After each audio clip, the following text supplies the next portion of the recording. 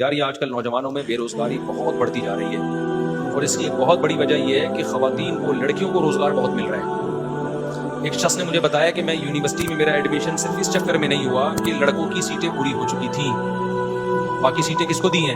لڑکیوں۔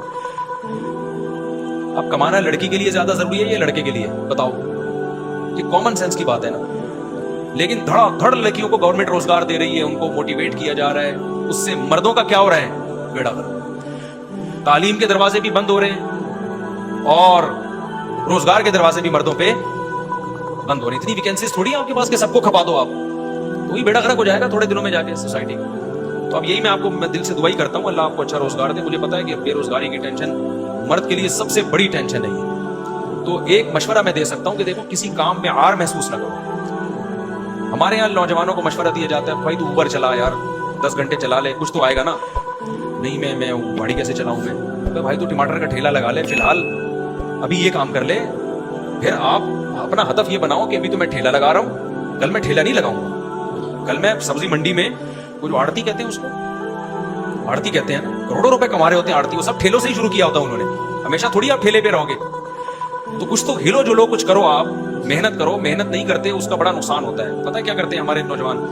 جیسے انہوں نے بتایا کہ میں موبائل مارکیٹ میں گیا تو کچھ آمدنی نہیں ہوئی تو میں چھوڑ چھاڑ کے بیٹھ گیا۔ ابے بھائی تو 1 سال کا تو ہدف بنا کہ 1 سال کنٹینیو میں نے محنت کے ساتھ ایک کام کرنا ہے۔ جب انسان کسی کام میں گھس جاتا ہے نا، اس کے بعد اس کی راہیں کھلنا۔ میں ایسے پشتو بولنے والوں کو جانتا ہوں، کوئٹہ اور پشاور کے، چھوٹے سے کام سے انہوں نے شروع کیا لیکن جت گئے اس میں۔ آج جاپان میں ان کے ذاتی شو روم ہے، جاپان نے ان کو نیشنلٹی دی ہوئی ہے۔ سمجھتے ہو کہ نہیں سمجھتے؟ ہمارے ہاں مسئلہ یہ کہ ہوٹل کا دیکھ لو نا، جب لسانی فسادات ہوئے تھے کراچی میں قوم پرستی کے، تو کوئٹہ والوں کو یہاں سے چاروں پہ ظلم ہوا، ان کو یہاں سے کاروبار بند کر کے نکالا گیا۔ اب ایک کوئٹہ وال کا ہوٹل تھا ادھر انڈا موڑ پہ، میں فجر کی نماز کے بعد جا کے پراٹھا کھاتا تھا، وہاں میری عادت تھی، مجھے بڑا مزے کا لگتا تھا پراٹھا نہیں تو کبھی چائے پی لی۔ فجر کی نماز کے بعد واکنگ کرتے کرتے نا پہنچ جاتے تھے۔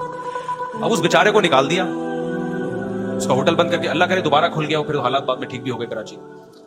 تو وہ نکل گیا بیچارہ، اس کو، وہ محنتی تھے، وہ صبح 3 بجے سے بچہ اٹھے ہوئے ہوتا، ان کا بیٹا بھی ہوتا تھا، خاندان کے لوگ بھی، وہ ہوٹل کی صفائیاں اور چائے بنانا چاہیے۔ اب میں جب گیا ہوں نا، جس کے بندے کے ہاتھ میں آیا وہ ہوٹل، میں گیا ہوں تو وہ پڑا ہوا خراٹے لیا ہوا سو رہا ہے، تو کراچی کا ہی لوٹا تھا، اس کمبخت سے اٹھا ہی نہیں جا رہا صبح کو۔ میں نے کہا اس کا باپ چلائے گا یہ ہوٹل، صحیح ہے نا؟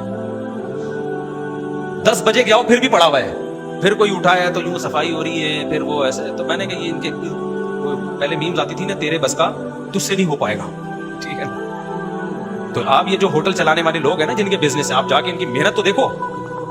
3 بجے سے اٹھے ہوئے ہوتے ہیں، وہیں سے وہ چائے بنانا شروع کر دیتے ہیں، ہوٹل کی صفائیاں ہو رہی ہیں، اور ایسے ایکٹیو نظر آئیں گے۔ پوستیوں کا کام تھوڑی ہے بھائی۔ تو آپ کا کیا خیال ہے، پہلے دن سے ایسا ہو گیا ہوگا؟ قطعاً نہیں۔ میں ایک سبزی والے کو دیکھا، ریڑھی لگا کے سبزی بیچتا تھا، ہم نے تو زندگی اسی سوسائٹی میں گزاری ہے، سبزی بیچتا تھا ریڑھی لگا کے، اور پھر اس نے اتنی محنت کی ہے، بالآخر اس کی بہت بڑی شاپ بن گئی، پھر سبزی منڈی میں چلا گیا۔ تو جو کام کریں نا، ایک دم سے نوٹ گرنا نہیں شروع ہو جاتے، جت جائیں اس کام میں، محنت کریں، اس کے بعد جا کے پھل ملتا ہے۔ پنجاب نے جو ترقی کی ہے نا، وجہ اس کی ہے کہ پنجابی قوم محنتی بہت ہے، من حیث القوم، کچھ سست تو ہر جگہ ہی ہوتے ہیں۔ میں نے پنجاب میں بہت ٹائم گزارا ہے، میں نے پنجاب والوں کو بڑے قریب سے دیکھا ہے۔ کراچی میں سستی زیادہ ہے، کراچی کے جو لونڈے لپاڑے ہیں یہ سست ہیں، پنجاب والوں کو میں نے دیکھا ہے بزنس میں سست۔ ایک بندہ کاروبار میں لگتا ہے، پورے خاندان کو لگا دیتا ہے، اور لگاتا بھی کیسے ہے؟ وہ جو بیکری کا میں نے قصہ سنایا تھا، بیکری تھی ہمارے گھر کے قریب، پنجاب والے لوگ تھے، اس میں ان کی بیکری تھی، ایسے ایکٹیو ہوتے تھے صبح ٹک ٹک ٹک، وہیں ان کے پیچھے فیکٹری تھی جس میں کیک بنتے تھے اور یہ کیک رس۔ ایک لڑکا پنجاب سے لے کر آئے، وہ ڈھیلا، اسے ہم کہتے